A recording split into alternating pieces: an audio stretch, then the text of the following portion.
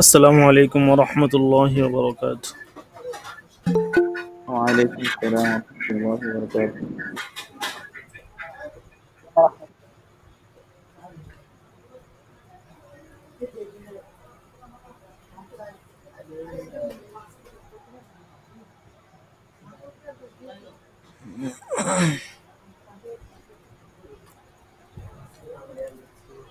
সকলে কিতাব বের করি, যাদের কাছে পিডিএফ আছে পিডিএফ বের করি, যাদের কাছে মূল কিতাব আছে মূল কিতাব বের করি। কিতাব ছাড়া কেউ দরসে বসবো না। যাদের কাছে একান্ত কিতাব নেই বা অন্য কোথাও আছেন এখন, তারা স্ক্রিন থেকে ধরি, স্ক্রিনে কিতাব শেয়ার করা আছে, এখান থেকে ধরি। একদম নিচের দিকে দেখেন আছে ওয়া আম্মাল ইতকু, একদম শেষের লাইনটা দেখেন, ওয়াল হাদায়া কাদ্দাহায়া, এরপরে ওয়া আম্মাল ইতকু ফাইনদানা লাইসা বিইবাদাতিন। এখান থেকে আর কি আজকে হবে।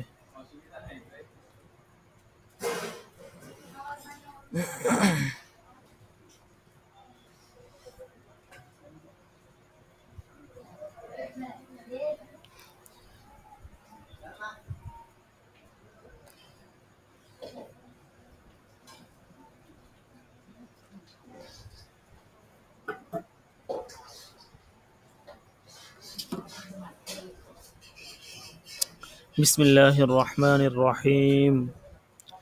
ওয়া আম্মাল ইতকু,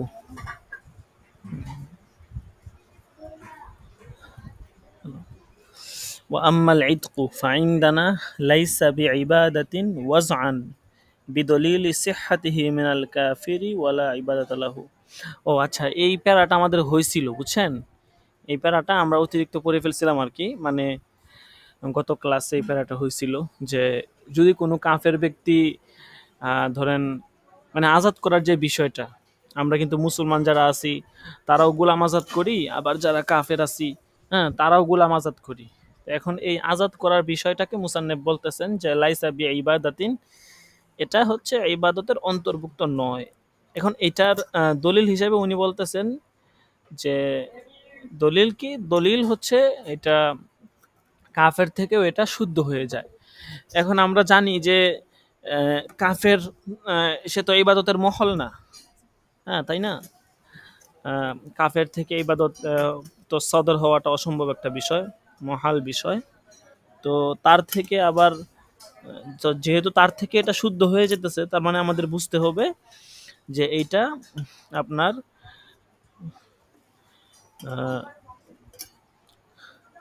ইবাদতের অন্তর্ভুক্ত হবে না, যেহেতু কাফের থেকে এটা হয়ে যাচ্ছে। তো এই জন্য মুসান্নেফ এটা দলিল দিচ্ছেন আর কি, দলিল দিয়ে এই কথাটা বলছেন যে যেহেতু এটা কাফের থেকে হয়ে যাচ্ছে এই জন্য এটা ইবাদতের অন্তর্ভুক্ত হবে না। এবং ইবাদত হবে না ঠিক আছে, তবে কেউ যদি সবের নিয়তে যদি গোলাম আজাদ করে আল্লাহ তাআলাকে সন্তুষ্ট করার জন্য, তাহলে আবার সে সওয়াব পাবে। কিন্তু নিয়ত না করলেও ইতকা করাটা এটা শুদ্ধ হয়ে যাবে। আচ্ছা, এই প্যারাটা যেহেতু হয়ে গেছে তো আমরা সামনের প্যারা চলে যাই। গত দরসে এই প্যারাটা হয়েছে, আর দরসের ভিডিও তো আমাদের ইউটিউব চ্যানেলে আছে। তবে আমি আবার এই অনেক সময় কারেন্ট থাকে না, তো বিশেষ করে গত 2-3 দিন আপনারাও নিউজে দেখছেন যে প্রচুর পরিমাণে লোডশেডিং হচ্ছিল সারা দেশে। তো যার কারণে দরস রেকর্ড হওয়ার পরে আমি আর ওই ইউটিউবে আপলোড দিতে পারি না, ওই কারেন্ট না থাকার কারণে। তো ল্যাপটপও চার্জ থাকে না অনেক সময়, তো এই জন্য আর কি। তো ইনশাল্লাহ আজকে এটা আপলোড করে সাথে সাথে আগের মতো আপনারা গ্রুপে এটার ভিডিও লিঙ্ক পেয়ে যাবেন ইনশাল্লাহ। আচ্ছা, তো যেহেতু এই প্যারাটা হয়ে গেছে তো আজকে এখান থেকে হবে আর কি। ওয়াম্মাল জিহাদু, এখান থেকে হবে ফামিন আযমিল ইবাদাত, এখান থেকে হবে। একটু বের করে নেই।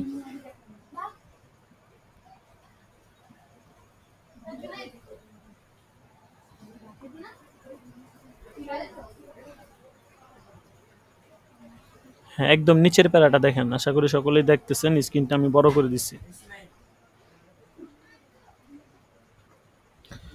وأما الجهاد فمن أعظم العبادات فلا بد له من خلوص النية। এক কথার মধ্যে শেষ এবারত, এই এক কথার ভিতরেই মানে আলোচনা শেষ। এটার এক লাইনও হয় নাই, কিন্তু অর্ধেক লাইন। আর জিহাদ বলতেছে ফামিন আযমিল ইবাদাত, এটা তো অনেক বড় একটা ইবাদত। তো এর জন্য মিন খুলুসের নিয়ত, নিয়তকে খালেস করা জরুরি। অর্থাৎ জিহাদ সাদর হওয়ার জন্য নিয়ত লাগবে। মানে নিয়ত ছাড়া যে জিহাদ হবে না তা না, জিহাদ তো হবে কিন্তু মানে আপনি সোয়াব পাবেন না আর কি। আপনার নিয়ত যদি খালেস না থাকে, আমার আপনার নিয়ত যদি খালেস না থাকে, তাহলে আমি জিহাদের যে সোয়াব এটা পাবো না। অনেক হাদিসের মধ্যে আসছে, রাসূলুল্লাহ সাল্লাল্লাহু আলাইহি সাল্লাম বলেছেন যে কিয়ামত দিবসে সর্বপ্রথম 3 ব্যক্তির হিসাব হবে। এর মধ্যে একজন হচ্ছেন মুজাহিদ, আরেকজন হচ্ছেন দানশীল, আরেকজন হচ্ছেন আলেম। তাদের হিসাব কিয়ামত দিবসে সর্বপ্রথম হবে। তো তো মুজাহিদ ব্যক্তির হিসাব কেন হবে বা কি জন্য, যে সে তাকে আল্লাহ তাআলা ডেকে বলবেন যে আমি তো তোমাকে এরকম দুনিয়াতে একটা জীবন দিয়েছিলাম, অনেক নিয়ামত দিয়েছিলাম, তুমি আমার জন্য কি করছো, কি নিয়ে আসছো আজকে আমার হাসরের ময়দানে? তখন সবাই বলল, আল্লাহ আমি তো আহ, এরকম ভাবে তোমার রাস্তায় আমার জীবনকে বিলিয়ে দিয়েছি, তোমার জন্য আমি আমার জীবনকে উৎসর্গ করেছি তোমার রাস্তায়, আমার আরো জীবন থাকলে আমি সেগুলো তোমার রাস্তায় উৎসর্গ করতাম, এইটা নিয়ে আসছি তোমার জন্য। তখন আল্লাহ তাআলা বলবে যে না, তুমি আমার রাস্তায় জীবনকে উৎসর্গ করছো ঠিক আছে, কিন্তু তোমার নিয়তের মধ্যে গরমিল ছিল, তোমার ইচ্ছা ছিল মানুষ তোমাকে মুজাহিদ বলবে, মানুষ তোমাকে গাজী বলবে, মানুষ তোমাকে শ্রদ্ধা ভরে স্মরণ করবে তোমার মরে যাওয়ার পরে, তোমার এই সকল ইচ্ছা ছিল, তোমার মনের মধ্যে এগুলো ছিল, এই জন্য মূলত তোমরা এগুলো তুমি এগুলো করছো। এই জন্য আজকে দুনিয়াতে তোমার যেটা পাওয়ার ছিল সেটা তুমি দুনিয়াতে পেয়ে গেছো, তুমি মরার পরে দুনিয়াতে তোমার যা যা মনের আকাঙ্ক্ষা ছিল সব পূরণ হয়ে গেছে, মানুষ এরকম শ্রদ্ধা ভরে তোমাকে স্মরণ করছে। হ্যাঁ, তারপরে তোমার নাম নিয়েছে, জায়গায় জায়গায় তোমার নামে বিভিন্ন এরকম স্লোগান হয়েছে, হ্যাঁ, মাহফিল সমাবেশ হয়েছে, সব কিছু হয়েছে, ব্যাস আজকে তোমার আর কোনো প্রতিদান না, এখন তুমি জাহান্নামে যাও। তো এই যে দেখেন জিহাদ কত বড় একটা ইবাদত, তো এটা কিন্তু সাদার হয়েছে ঠিক আছে, কিন্তু খুলুসে নিয়ত না থাকার কারণে ওই মুজাহিদ ব্যক্তিকে কিয়ামত দিবসে জাহান্নামে যাওয়া লাগবে। তো এই জন্য এটা খুব একটা গুরুত্বপূর্ণ বিষয় আসলে, মনের মানে দিলের যেই একটা আপনার কি বলে এটাকে নিয়ত, এই নিয়তের বিষয়টা খুব ইম্পর্টেন্ট, মানে এটা কত বড় মানে জরুরি এবং গুরুত্বপূর্ণ বিষয় সেটা আসলে মানে এখানে ক্লাসে তো বলে বোঝানো সম্ভব না। এই সব কিছু মূলত এই নিয়তের উপর নির্ভরশীল, ঠিক আছে? অনেক কিছু আপনি বাহ্যিক দৃষ্টিতে দেখবেন খারাপ মনে হবে, কিন্তু আপনার অন্তরে নিয়ত ভালো, তো ওই নিয়তের কারণে আল্লাহ তাআলা দেখবেন যে আপনাকে ওখান থেকে ফিরিয়ে নিয়ে আসবেন এবং একটা ভালো প্রতিদান দিবেন। এই জন্য নিয়ত ঠিক করা লাগবে, এটা হলো প্রথম কথা আর কি। দাদা আজকে যারা মনে করেন যে বৈষম্য বিরোধী ছাত্র আন্দোলনে যারা মারা গেছে, হ্যাঁ, কতজন শহীদ হয়েছে হিসাব ছাড়া, প্রায় ৩,০০০-এর মতো স্টুডেন্ট মারা গেছে সর্বশেষ তথ্য অনুযায়ী পেলাম আর কি। তো আপনি চিন্তা করে দেখেন সবাই কি মুজাহিদ, মানে আমরা তো বাহ্যিক দৃষ্টিতে সবাইকে মুজাহিদ বলতেছি, কিন্তু মানে প্রকৃতপক্ষে মুজাহিদ হিসাবে আল্লাহ তাআলার দরবারে কয়জনের নাম লেখা হয়েছে একমাত্র আল্লাহই ভালো জানেন।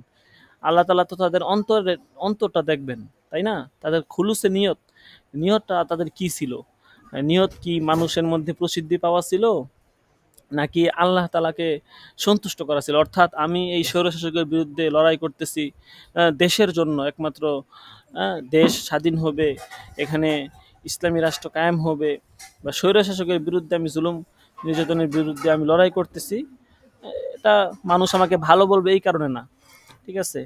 তো এইরকম নিয়ত কয়জনের ছিল সেটাই হচ্ছে মূল বিষয় আর কি। বুঝতে পারছেন? তো এই জন্য নিয়তের বিষয়টা খুব জরুরি। আমাদের দেখা গেছে যদি নিয়তে একটু গরমিল থাকে, তাহলে কিন্তু একটা সমস্যা হয়ে যাবে আর কি। আচ্ছা, তারপরে বলতেছে যে এই জন্য নিয়ত জরুরি। ও আম্মাল ওসিয়ত, আর এখানে একটা পয়েন্ট ছিল যে জিহাদের শাব্দিক আবিধানিক অর্থ, জিহাদ আল জিহাদ, এটি মুফা আলার মাজদার, আল মুফা আলা এখান থেকে আর কি, আল জিহাদ মুফা আলা এটা কয়েকটা ওজনে আসে আর কি, আল মুজাহাদাতু আল জিহাদ এরকম কয়েকটা ওজনে আসে, অর্থাৎ একে অপরের সাথে মোকাবেলা করার জন্য নিজের সর্বশক্তি ব্যয় করা, এটাকে বলা হয় জিহাদ। শরীয়তের পরিভাষায় জিহাদ বলা হয় একমাত্র আল্লাহ তাআলার সন্তুষ্টির জন্য, হ্যাঁ, আলায় কালিমাতুল্লাহর জন্য আল্লাহর রাস্তায় জিহাদ করা, আল্লাহর দুশমন রাসূলের দুশমনদের সাথে মোকাবেলা করার জন্য শক্তি ব্যয় করা। আর সাধারণত জিহাদ নিয়ে অনেক লম্বা আলোচনা আছে, যে জিহাদ ফরজ হওয়ার জন্য ৩টা শর্ত প্রয়োজন। এর মধ্যে একটা হচ্ছে মোকাবেলা করার শক্তি থাকা লাগবে, অর্থাৎ আক্রমণ বা প্রতিরক্ষার যে একটা শক্তি, আত্মরক্ষার শক্তি, এগুলো বিদ্যমান থাকা লাগবে।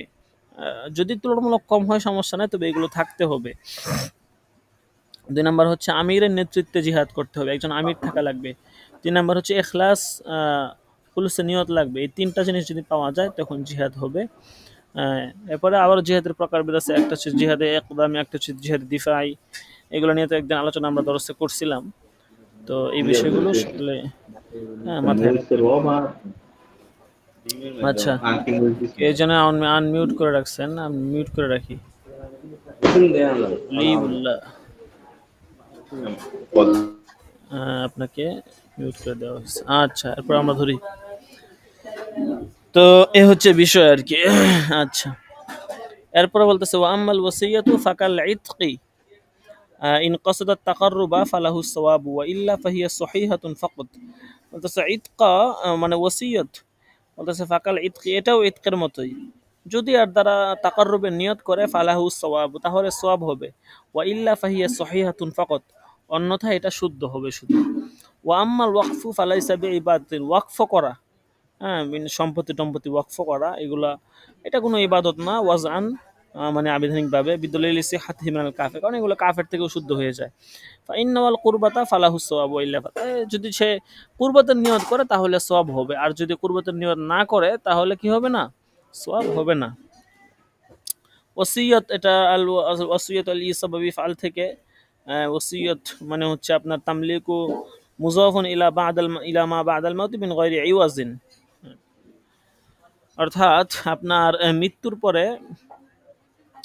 কোনো বিনিময় ছাড়া কাউকে কোনো কিছুর মালিক বানায় দেওয়া আর কি, মালিক বানানোর জন্য ওসিয়ত করা আর কি। ওসিয়ত এটা যে কোনো কোনো কিছুর জন্য হতে পারে, সম্পত্তি, যে কোনো বস্তু, যে কোনো কোনো কিছুর জন্যই ওসিয়ত হতে পারে। এটা কোনো নির্দিষ্ট না যে এটাই বিষয়, এটার জন্য ওসিয়ত হতে হওয়া লাগবে। আচ্ছা, তারপরে وأما النكاح فقالوا إنه أقرب إلى العبادات حتى إن الاشتغال به أفضل من التخلي لمحز العبادة وهو عند الاعتدال سنة مؤكدة على الصحيح। বলতেছে নিকাহ, এই ব্যাপারে উলামায়ে কেরাম বলেন যে ইন্নাহু আকরাবু ইলাল ইবাদাত, এটা তো ইবাদত সমূহ থেকে আহ, মানে নিকটবর্তী আর কি, মানে ইবাদতের বেশি নিকটবর্তী এই নিকাহটা। নিকাহটা খুব জরুরি। বলতেছে যে ইন্নাহু হাত্তা আন্নাল ইশতিগালা বিহি আফজল মিনাত তাখাল্লি, বলতেছে এমন কি নফল ইবাদতের চেয়েও মানে মানে শুধু বিবাহ করাটা এটি ইবাদতের ইবাদতের নিয়তে একাকী থাকার চেয়ে উত্তম।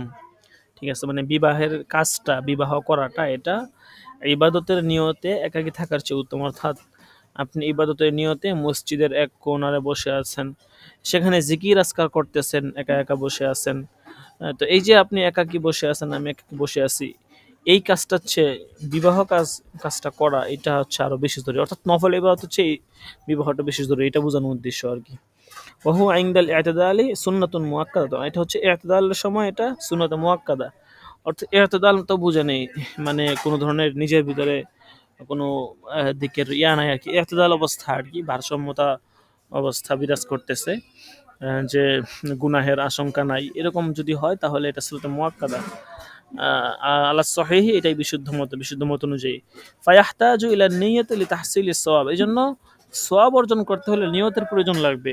যে রাসূলুল্লাহ সাল্লাল্লাহু আলাইহি সাল্লাম বিবাহ করেছেন, উনি আমাদের আদর্শের অনুকরণীয় ব্যক্তি, তো আমরা তার সেই আদর্শের দিকে লক্ষ্য রেখে আমরা তার সেই আদর্শ পালনার্থে আমরাও তার সেই অতীব গুরুত্বপূর্ণ সুন্নত পালন করছি। এজন্য আমি বিবাহ করতেছি আল্লাহ তাআলাকে সন্তুষ্ট করার জন্য, রাসূলের সুন্নার জন্য সঠিকভাবে পালন করতে পারি, এই যে নিয়তগুলো করা, এটাই মূলত হচ্ছে সওয়াবের কারণ আর কি। নিয়ত করতে হবে, নিয়ত না করে শুধু শুধু নিজের মনের খায়াসাত পূরণের জন্য বিবাহ করা, এটা সওয়াব হবে না আর কি। নিয়তটা কি হবে এটা মুসান্নিফ এখানে নিজেই বলে দিয়েছেন যে ওয়াহুয়া আইয়াকসিদা ইআফাফা নাফসিহি ওয়া তাহসিনাহা ওয়া হুসুলা ওয়ালাদিন, সেটা হচ্ছে আইয়াকসিদা ইআফাফা নাফসিহি, নিজে যে নফস আছে সেই নফসকে পরিশুদ্ধ করা, ওয়া তাহসিনাহা, এবং নফসকে পরিশুদ্ধ করার পাশাপাশি এই নফসকে আপনার মানে নিজের চরিত্রকে সৌন্দর্যমণ্ডিত করা, ওয়া হুসুলা ওয়ালাদিন, সন্তান লাভ করা, এই সমস্ত বিষয়ে নিয়ত করবে। ওয়াফাসসারনাল ইআতিদাল ফি শরহিল কাবীর শরহিল কানজি, বলতেছে যে কানজের শরহুল কাবীর অর্থাৎ বাহরুর রায়কের মধ্যে আর কি। তো সেখানে উনি ইআতিদালের ব্যাখ্যা করছেন কি, বলতেছে ইআতিদালের ব্যাখ্যা করছি, মানে এখানে ব্যাখ্যাটা আর কি উল্লেখ করে নাই, বলতেছে ওখানে ব্যাখ্যাটা করে দিছি ইআতিদালের ব্যাখ্যা। ঠিক আছে, ইআতিদাল আসলে তার কি উদ্দেশ্য তো এখানে বললাম এই, তারপরে উনি ওখানে আর কি একটা ইতিদালের একটা স্পেশাল ব্যাখ্যা ওখানে বলছেন। আচ্ছা, এটাই বলছে যে, আচ্ছা, ওয়ালাম্মা লাম তাকুনিন নিয়্যাতু ফিহি শর্ত সিহ্হাতিহি ক্বালু, বলতেছে আর যখন নিয়ত থাকবে না তাতে শর্ত সিহ্হাতিহি। আচ্ছা আচ্ছা, এখানে বলতেছে যে বিবাহ শুদ্ধ হওয়ার জন্য যেহেতু নিয়তটা জরুরি নয়, এই জন্য মাশায়েখ কেরাম বলেছেন যে ইয়াসিহুন নিকাহু মাআল হাজলি, ঠাট্টা বিদ্রুপের সাথেও বিবাহ শুদ্ধ হয়ে যাবে। ওয়ালাম্মা লাম তাকুনি নিয়তু, যখন নিয়তটা ফিহি এতে শর্ত সিহাতিহি, শুদ্ধ হওয়ার জন্য শর্ত নয়, কলু, এই কারণে মাশায়েখ কেরাম বলেছেন যে ইয়াসিহুন নিকাহু মাআল হাজলি, ঠাট্টা বিদ্রুপের সাথে বিবাহটা শুদ্ধ হয়ে যাবে।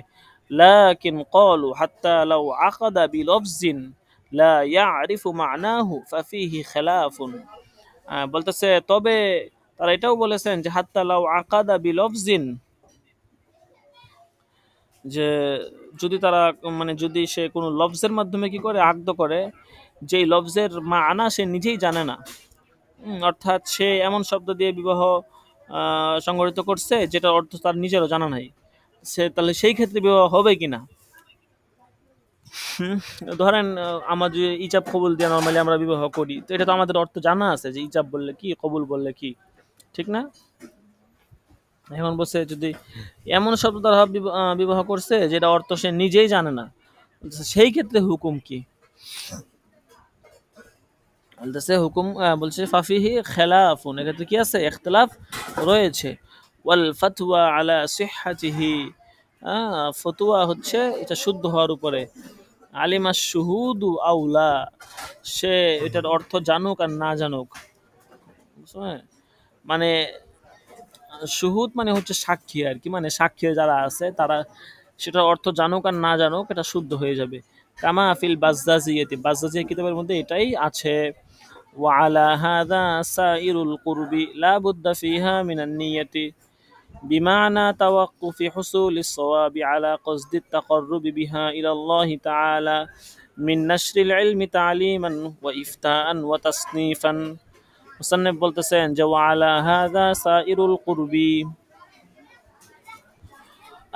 সমস্ত নৈকট্যজনক কাজ, মানে মানে সওয়াবের কাজের বিধান এটার উপরে আর কি, এটার উপরে মানে মানে ওই যে নিয়ত লাগবে আর কি, নিয়ত ছাড়া হবে না। যে সমস্ত কাজের ভিতরে আপনার দেখা গেছে নিয়ত লাগবে, নিয়ত ছাড়া, নিয়ত করলে আল্লাহ তাআলার ইবাদত বলে গণ্য হবে, অন্যথায় ইবাদত বলে গণ্য হবে না। লা বুদ্দা ফিহা মিনান নিয়তি, সেখানে নিয়ত করা আবশ্যক। বিমাআনা তাওয়াক্কুফি হুসুলিস সওয়াবি আলা কসদিত তাকাররুবি বিহা ইলাল্লাহি তাআলা, বলতেছে এই অর্থে যে বিমাআনা মানে এই হিসাবে, যে এই অর্থে যে তাওয়াক্কুফি হুসুলিস সওয়াব, সওয়াব অর্জন করাটা মওকুফ হওয়া, আলা কসদিত তাকাররুবি বিহা, নিয়ত তাকর্রুব মানে হচ্ছে আপনার নৈকট্য আর কি, নৈকট্য হাসিলের উপর নির্ভর করবে, আল্লাহ তাআলার নৈকট্য হাসিলের উপর নির্ভর করবে।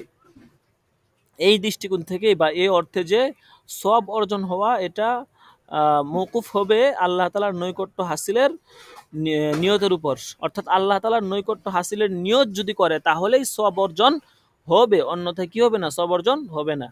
যেমন মিন নাশরিল ইলমি তালিমান ওয়া ইফতাআন ওয়া তাসনিফান, এখানে একটা উদাহরণ দিয়েছে, যেমন নাকি মিনটা হচ্ছে মিনে বয়ানিয়া, নাশরিল ইলমি ইলমের প্রচার প্রসার, এটা শিক্ষানু, ওয়া ইফতাআন এটা ইফতা মানে হচ্ছে আপনার ফতুয়া দেওয়ার বিষয়টা আর কি, ওয়া তাসনিফান লেখালেখির বিষয়টা।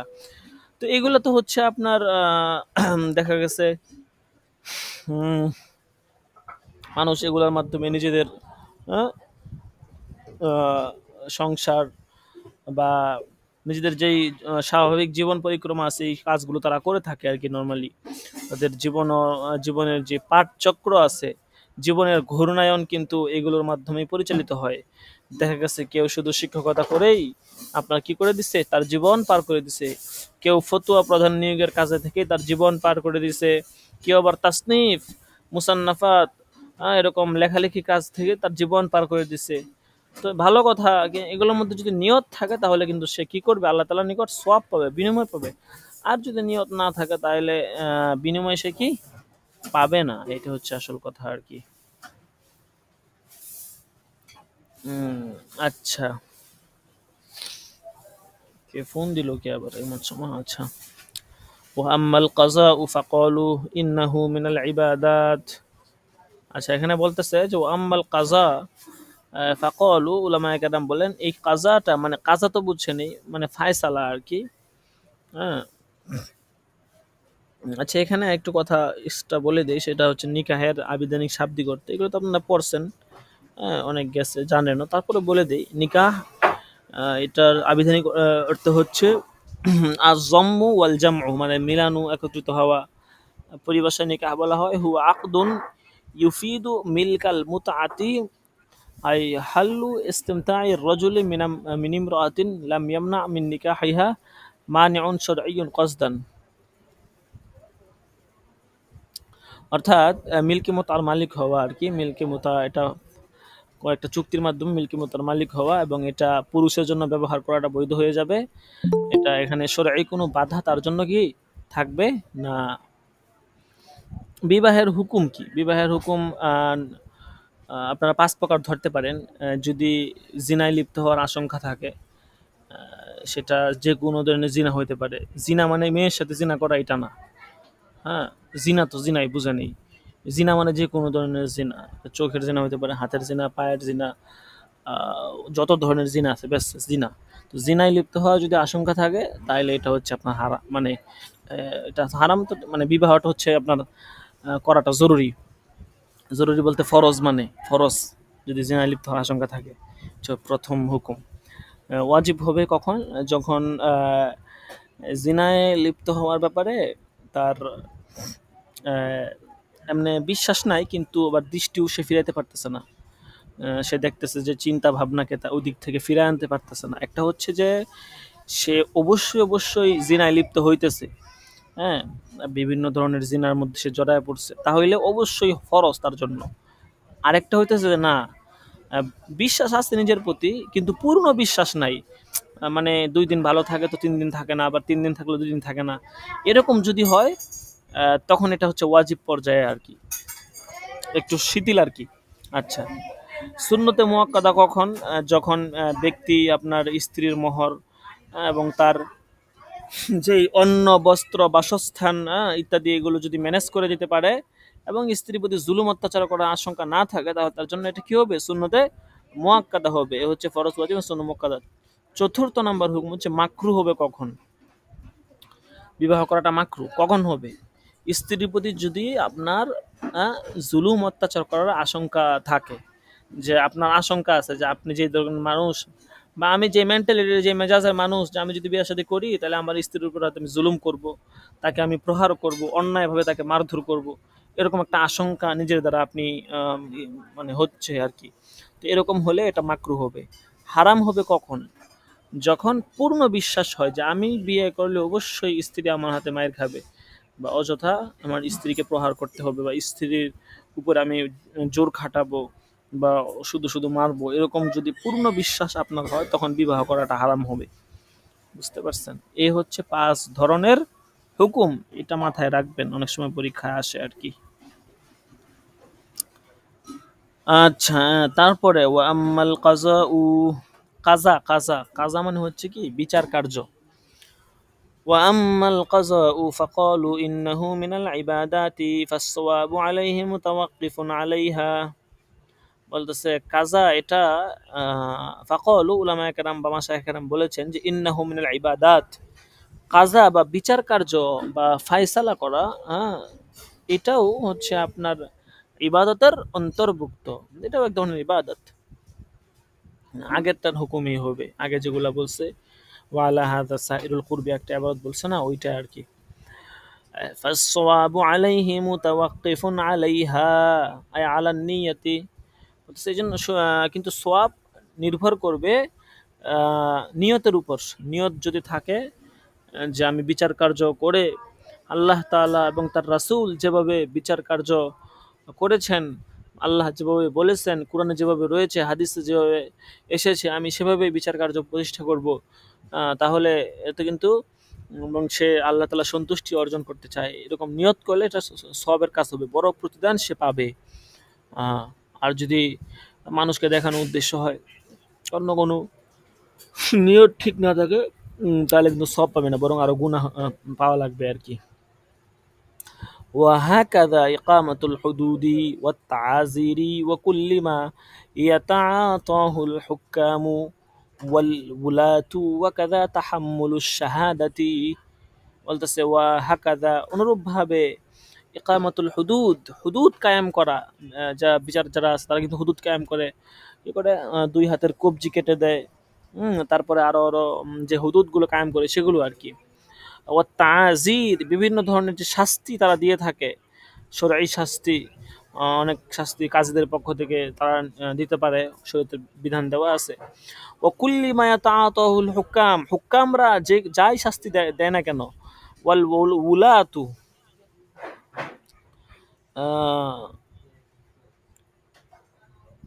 উলাত মানে হচ্ছে আপনার সাক্ষী হওয়া আর কি, ঠিক আছে, সাক্ষী হওয়া। আর ওয়াকাদা তাহাম্মুলুশ শাহাদাতি মানে হচ্ছে অনুরূপভাবে আপনার সাক্ষীর সাক্ষী হওয়া, ওয়া আদা উহা এবং সাক্ষী দেওয়া আর কি, ঠিক আছে। একটা হচ্ছে সাক্ষী হওয়া আর একটা হচ্ছে বিচারকের সামনে সাক্ষী দেওয়া, ঠিক আছে। এই দুই বিষয় আর কি।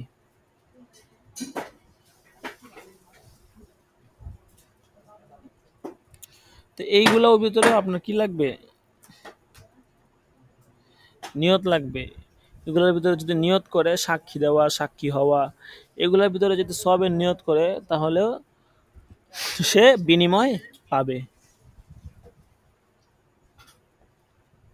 وأما المباحات فإنها تختلف صفتها باعتبار ما قصدت لأجله وأما المباحات, মুবাহাত যে সমস্ত বিষয় আছে, মানে মুবাহ আর কি, ধরেন খাওয়া এটা মুবাহ কাজ, ঘুমানো মুবাহ কাজ, মুবাহ কাজ যেগুলো বলতেছে ফাইন্নাহা তাখতালিফু সিফাতুহা, এগুলো সিফাত পরিবর্তন হওয়ার কারণে বে আতিবার ইমা কুসিদাত লি আজলিহি, মানে যেই কারণে ওইটা হইতেছে, মানে আপনার নিয়তের দিকে লক্ষ্য করে মুবাহ যে জিনিস আছে ওই মুবাহ জিনিসের ধরনও ভিন্ন হয় আর কি। তাখতালিফু সিফাতুহা, ওই মুবাহের সিফাতটা ভিন্ন হয় বে আতিবার ইমা কুসিদাত লি আজলিহি, নিয়তের দিকে লক্ষ্য করে, নিয়তের দিকে লক্ষ্য করে মুবাহের সিফাতও ভিন্ন হয়। যেমন হচ্ছে এখানে বলতেছে, উদাহরণ দিবে সামনে, দেখছে ফাইদা কুসিদা বিহা তাকওয়ি আলা তাআত আও তাওয়াসসুল ইলাইহা কানাত ইবাদাতান কাল আকলি ওয়ান নাওমি ওয়া ইকতিসাবিল মালি ওয়াল ওয়াতই, যে বলতেছে খাওয়া, ঘুমানো, কামাই করা, স্ত্রী সহবাস করা, মনে করেন খাওয়ার কাজ, এটা তো একটা কি কাজ আপনার মুবাহ কাজ, তো ঘুমানো এটাও কি মুবাহ কাজ। তো এখন একটু লাইনে থাকেন সবাই, একটু লাইনে থাকেন। এই এই দয়া করো, খাতায় নে লেখো লেখো, আরবি হাতে হাতে দিছিলাম না, আইনে লিখতে থাকো, তুমি ক্লাস শেষ করে তারপর যাও, তাড়াতাড়ি যাও, যা পড়ে তাড়াতাড়ি।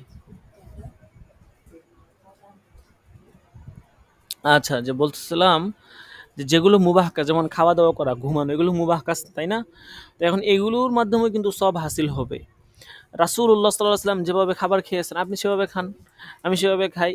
রাসূল যেভাবে ঘুমিয়েছেন আমি সেভাবে ঘুমাই, হ্যাঁ। তারপরে তিনি যেভাবে বলেছেন আমি সেভাবে করি। সহবাস করা, রাসূল যেভাবে যেই পদ্ধতিতে যেই দোয়ার মাধ্যমে উনি সহবাসের কার্যক্রম করেছেন আমরা সেভাবে করি, তাহলে কিন্তু আমাদের সওয়াব হবে। আর যদি আমরা মানে উল্টাপাল্টা পথে এই সমস্ত কাজ করি অনেক সময় গুনাহ হয়ে যাবে, ঠিক আছে। নিয়ত তো সওয়াব তো হবেই না, মুবাহ কাজ বরং অনেক সময় গুনাহ হয়ে যাবে। দেখেন খাওয়া এটা কিন্তু মুবাহ, তাই না? খাবার খাওয়া এটা মুবাহ কাজ, মানে বৈধ, এটা গুনাহের কিছু না। কিন্তু আপনি এত পরিমাণে খাইতেছেন, খাইতে খাইতে পেট ফুলায় ফেলছেন, তো এতে কিন্তু কি হবে, এতে দুইটা খারাপ জিনিস আসতেছে। একটা হইতেছে আপনি পেট ভরে খাবার খাওয়াটা, আপনার যদি নিয়ত নিয়ত থাকে এই যে না বেশি খাইতেছি, পড়ালেখা বেশি করব, আল্লাহ রাস্তায় সময় বেশি দিতে পারবো, তাইলে আলহামদুলিল্লাহ সমস্যা নাই। আপনার নিয়ত হইতেছে না, মানে আপনার যদি শাহওয়াত পূরণ করা বা কোনো বা দেখা গেছে যদি ভালো ভালো কেউ খাবার খায় বা তার দেখা গেছে খাবারের প্রতি একটা, মানে খাবার সবসময় ভালো খাইতে থাকে বা খাবারের প্রতি এক্সট্রা একটা থাকে, তখন দেখবেন যে তার দ্বারা ওইরকম ব্যক্তি দ্বারা গুনাহ কিন্তু বেশি প্রকাশ পায়। মনে করেন খাবার দাবার সে ভালো খাইতেছে, ভালো তখন কিন্তু তার প্রতি আল্লাহর নিয়ামতের যে শুকরিয়া আদায় করে সেটা কিন্তু হয় না। তো এই জন্য খাবার খাবে সমস্যা নাই, কিন্তু এইটা যদি মনে করেন বেশি পেট পুরে খায় এবং এর দ্বারা যদি গলত নিয়ত থাকে তাহলে কিন্তু গুনাহ হয়ে যাবে। নিয়ত যদি ভালো থাকে যে না বেশি খাইতেছি, পড়বো বেশি করে, বেশি করে লেখাপড়া করব, তাইলে কোনো সমস্যা নেই, সব হবে। হ্যাঁ, এরপরে বাকি বিষয়গুলো সেম। আচ্ছা, এরপর ওয়াম্মাল মুআমালাত, আচ্ছা এই পর্যন্তই মনে হয় ছিল, দেখি তো আমি দেখতেছি একটু। আপনারা সকলেই মনোযোগ দিয়ে ধরবেন, হ্যাঁ। তো কিতাব তো এটা শেষ করা সম্ভব না, এটা আপনার মনে করেন এটা আবাসিক যারা ইফতা পড়ে সারা বছর তারাও এটা শেষ করে না এই কিতাব, বিশাল বড় নেশাব তো, এই কিতাব নর্মালি শেষ হয় না আর কি। গত বছর তারপরে আমরা প্রায় অর্ধেকের মতো পড়ে ফেলছিলাম। তো এই বছর আমরা একটু ওটার মতোই পড়বো, তো একটু কম বেশি হবে আর কি। তবে আমরা যতটুকুই পড়ি না কেন আমরা বুঝে বুঝে পড়বো আর কি, প্রত্যেকটা আলোচনা যেন সকলেই সুন্দর করে বুঝতে পারে। ঠিক আছে, কোনো আলোচনা যেন কারো কাছে অস্পষ্ট না থাকে, ব্যাস। আচ্ছা, মুআমালাতের প্যারাটা মনে হয় ছিল হিবার আগ পর্যন্ত আর কি। হ্যাঁ, মুআমালাতের প্যারাটা তাহলে ধরেন শেষ করে ফেলি। আম্মাল মুআমালাতু ফাআনওয়াউন, বলতেছে মুআমালাত এটা অনেক ধরনের। ফাল বাইউ লা ইয়াতাওয়াক্কাফু আলাইহা, বলতেছে যেমন বাই, এইটা লা ইয়াতাওয়াক্কাফু আলাইহা ইয়া আলা নিয়তি, নিয়তের উপর নির্ভরশীল না। ক্রয় বিক্রয় করবেন, দোকানে যাইবেন, একটা কলম কিনবেন, এখন আপনার নিয়ত করা লাগবে যে ভাই আমি কলম কিনতেছি, এটা মনে মনে নিয়ত করলাম, আর নাহলে মনে হয় ক্রয় বিক্রয় হবে না, এরকম না বিষয়টা। ঠিক আছে, নিয়তের উপর কি না নির্ভরশীল না। ওয়াকাদাল ইকালাতু, ওয়াকাদাল ইকালাতু ওয়াল ইজারাতু, অনুরূপভাবে ইকালা এবং ইজারা। ইকালা মানে তো বুঝে নেই, ইকালা মানে হচ্ছে আপনার কি ক্রয় বিক্রয়টা ভেঙে ফেলা আর কি, ইকালা করা। ইজারা তো মানে ভাড়া দেওয়া। লাকিন কলু, এগুলোরই সেম সেম বিধান। লাকিন কলু ইন আকদা বিমুজারিইন লাম ইউসাদ্দার বিসাউফা আও ইসসিনি তাওয়াক্কাফ আলা নিয়তি ফাইন্নাওয়া বিহিল ইজাবা লিল হালি কানা বাইআন ওয়া ইল্লা লা। তবে মাশায়েখ কেরাম বলেছেন ইন আকদা বিমুজারিইন, যদি ক্রয় বিক্রয়ের যেইটা আছে ওইটা যদি তারা মুজারির মাধ্যমে কি করে, মুজারিয়ার লফজের মাধ্যমে সংগঠিত করে, লাম ইউসাদ্দার বিসাউফা আও ইসসিন, বলতেছে যে সিন অথবা সাউফা দিয়ে শুরু হয় নাই, মানে এমন মুজারির সিগা দ্বারা তারা চুক্তি সংগঠিত করছে যেটা, যে মুজারির সিগা সিন অথবা সাউফা দিয়ে শুরু হয় নাই, তবে ওইটা নিয়তের উপর নির্ভরশীল। ঠিক আছে, ফাইন নাওয়া বিহিল ইজাব আলিল হালি কানা বায়ান ওয়া ইল্লা লা। তো এখন যদি এর দ্বারা সে নাওয়া বিহিল ইজাব আলিল হাল, তাৎক্ষণিক যদি ইজাবের নিয়ত করে তাহলে বিক্রয় সহি হয়ে যাবে, অন্যথায় নয়। মানে আমরা নর্মালি জানি কি যে ক্রয় বিক্রয় শুদ্ধ হওয়ার জন্য আহ, এটা হচ্ছে আপনার মাঝের শিখা লাগবে আর কি, মুজরের শিখা দ্বারা তো আর মানে যে প্রস্তাব দেওয়া আর বিষয়টা থাকে আর কি, আর তারা ক্রয় বিক্রয় শুদ্ধ হবে না। এখন যদি কেউ মুজরের শিখা দ্বারা ক্রয় বিক্রয় করে আর কি, হ্যাঁ, এখন মুজরের শিখা তো মনে করেন যে ভবিষ্যতে হবে এরকম বিষয়। তো এমন শিখা যেটার মধ্যে সিন অথবা সাউফা নাই, সিন মানে কি অতি অবশ্যই, বা সাউফা অচিরে এরকম আর কি, শীঘ্রই, এরকম বিষয়টা নাই। বলতেছে ফাইন্নাওয়া বিহিল ইজাব আলিল হাল, তো সিন সাউফা নাই এরকম সিগা দ্বারা যদি সে তৎক্ষণাৎ ক্রয় বিক্রয়ের ইজাব করে বা প্রস্তাব দেয়, কানা বাইয়ান, তাহলে এটা বাই বলে গণ্য হবে, ওয়া ইল্লা আলা, অন্যথায় গণ্য হবে না। বেখেলাফি সিগাতিল মাজি, মাজির সিগা এর বিপরীত। এই বিষয়টা একটু ভালো করে সকলে ধরেন, এটা বুঝতে হবে। ফাইনাল বাইআ লা ইয়াতাওয়াক্কাফু আলা নিয়তি, মাজির সিগার মধ্যে বাইটা নিয়তের উপর নির্ভরশীল না। বুঝতেই তো পারতেছেন কি বলতেছে, এখানে বলতেছে যে মাজির সিগা দ্বারা যদি আপনি ক্রয় বিক্রয় করেন, মানে এমন লফজ বলছেন যেটা মাজি বুঝায়, এই ক্ষেত্রে আপনার কিন্তু নিয়তের উপর নির্ভরশীল না বাইটা। ঠিক আছে, কিন্তু মুজরির সিগা দ্বারা যদি ক্রয় বিক্রয় করেন, আর এমন মুজরির সিগা যেটার ভিতরে সিন সাউফা নাই, ওই ক্ষেত্রে আপনি যদি তৎক্ষণাৎ আপনার নিয়ত করেন তাহলে আবার এটা ক্রয় বিক্রয় হবে, আর যদি তৎক্ষণাৎ ইজাবের নিয়ত না করেন তাহলে ক্রয় বিক্রয় হবে না। আর মাঝের সিগার ভিতরে নিয়তের দিকে লক্ষ্যই করা হবে না, কারণ মাজির সিগা দ্বারা অটোমেটিক ক্রয় বিক্রয় সংগঠিত হয়ে যায়। ওয়া আম্মাল মুজারিউল মুতামাহহিজু লিল ইস্তিকবালি ফাহুয়া কাল আমরি। আচ্ছা, এখন বলতেছে মুজারি এর যেই সিগাটা ইস্তেকবালের জন্য খাস। ওয়া আম্মাল মুজারিউ আল মুতামাহহিজ, মুতামাহহিজ মানে তাখাসসুস আর কি, যেটা খাস আর কি, লিল ইস্তিকবাল মুস্তাকবিলের জন্য, হ্যাঁ, ফাহুয়া কাল আমরি, এটা আমরের মতো। লা ইয়াসিহুল বাইউ বিহি ওয়ালা বিন নিয়তি, বলতেছে এর দ্বারা বাই সংগঠিত হবে না, ওয়ালা বিন নিয়তি, বলতেছে নিয়ত থাকলেও শুদ্ধ হবে না। কারণ মুজারির সিগা যেটা মুজারির মধ্যে তিনটা অর্থ আছে, আমরা জানি মুজারির মধ্যে কয়টা অর্থ আছে, তিনটা। একটা হচ্ছে মুজারি নরমাল অর্থ, আর একটা হচ্ছে হাল, আর একটা হচ্ছে মুস্তাকবিল। এখন বলতেছে মুজারির মধ্যে যেই সিগাটা মুস্তাকবিলের অর্থ দেয়, ওই সিগার মাধ্যমে যদি কেউ ক্রয় বিক্রয় করে, সেই ক্ষেত্রে আপনার কি হবে, এটা আমরের সিগার মতো হবে। অর্থাৎ নিয়তের মাধ্যমে ক্রয় বিক্রয় সংগঠিত হবে না, আবার হচ্ছে আপনার তৎক্ষণাৎ ক্রয় বিক্রয় সংগঠিত হবে না। এটা আপনার সরাসরি আপনার যখন ক্রয় বিক্রয় হবে তখনই ক্রয় বিক্রয় সংগঠিত হবে, এটা তৎক্ষণাৎ ক্রয় বিক্রয় সংগঠিত হবে না। আপনি বলছেন যে আমি একটা মোবাইল ক্রয় করব, তো আপনি করবেন, কবে করবেন, এটা তো তৎক্ষণাৎ ক্রয় বিক্রয় সংগঠিত হওয়ার বিষয় না, নিয়ত করলেও হবে না। আপনি বলছেন যে আমি মার্কেট থেকে একটা মোবাইল কিনবো, এখন এই কথাটা বলার দ্বারা কি ক্রয় বিক্রয় সংগঠিত হয়ে গেছে? হয় নাই, কারণ এটা মুজারির মুস্তাকবিলের সিগা। ভবিষ্যতে কবে না কবে ক্রয় করেন, এটার তো কোনো ঠিক ঠিকানা নাই। এই জন্য নিয়ত করলেও ক্রয় বিক্রয় হবে না। মার্কেট থেকে একটা মোবাইল কিনবো, এখন কিনবো, মনে মনে নিয়ত করছেন হ্যাঁ কিনে ফেলছি বা কিনবো, এর দ্বারা কি ক্রয় বিক্রয় হবে? হবে না। এটা আমরের সিগার মতো হবে, আমরের সিগার দ্বারা যেমন নাকি ক্রয় বিক্রয় হয় না, হ্যাঁ, তো এটাও এরকম হবে আর কি। ওয়াকাদ আওজাহনাহু ফি, এই বিষয়টা মুসান্নিফ বলতেছেন, আমি এই বিষয়টা কানজের সরহা বাহরুর রায়কের ভিতরে আর কি বিষয়টা স্পষ্ট করছি। হ্যাঁ, ওয়াকালু লা ইয়াসিহু মাআল হাসদি লিআদামির রিজা বিহুকমিহি মাহু। উলামায়ে কেরাম বলেন যে ঠাট্টার সাথে ক্রয় বিক্রয়ের ব্যাপার, ক্রয় বিক্রয়টা সংগঠিত হবে না আর কি। অর্থাৎ ঠাট্টা বিদ্রোহ, ঠাট্টা বিদ্রোহের সাথে যদি কেউ ক্রয় বিক্রয় করতে চায়, সেক্ষেত্রে ক্রয় বিক্রয় সংগঠিত হবে না।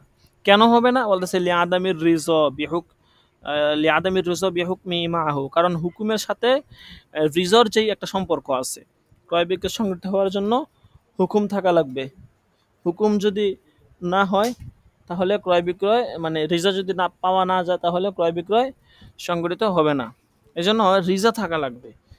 রিজা যদি পাওয়া না যায় তাহলে ক্রয় বিক্রয় সংগঠিত হবে না। আচ্ছা, তো এখানে আমরা আজকের যে আলোচনাটা গেল এই পর্যন্তই আজকের পড়া। তো আমরা তিনটা বিষয় বুঝলাম, তিন ধরনের লফজ আমরা পাইলাম। এর মধ্যে প্রথম প্রকার লফজ ধরতে পারেন মাজির সিগা, যেই সিগাগুলোর মাধ্যমে ক্রয় বিক্রয় অটো সংগঠিত হয়ে যায়। মাজির সিগাকে গঠনই করা হয়েছে ক্রয় বিক্রয় সংগঠিত হওয়ার জন্য, এখানে নিয়তের প্রয়োজন নাই।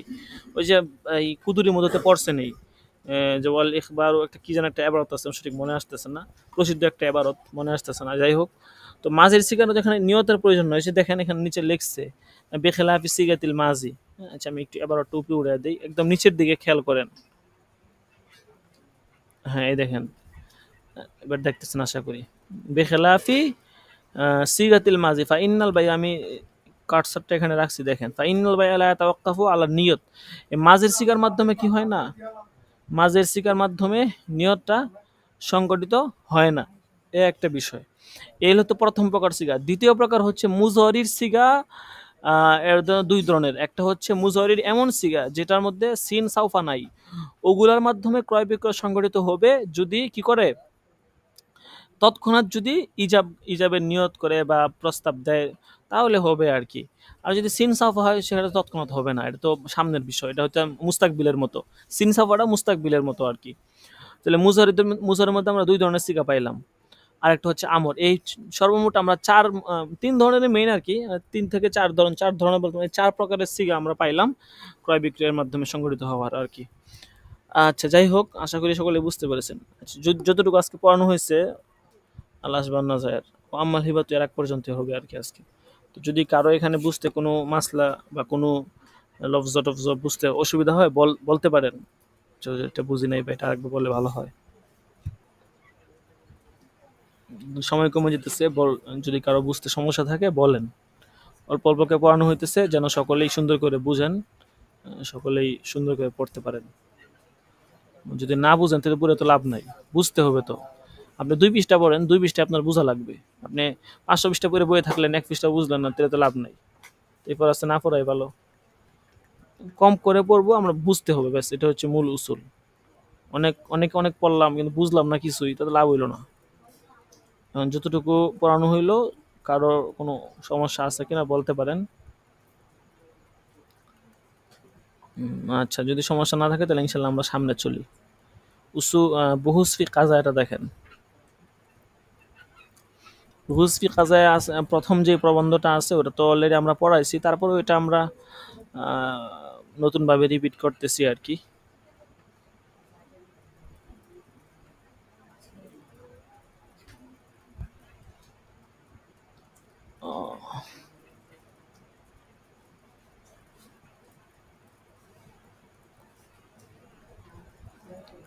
এই যে এখানে দেখতেছেন না, তাওসিকুদ দাইন বিল কিম্বালিয়া, এখান থেকে হবে আজকে আর কি। এখানে কি বলতেছে,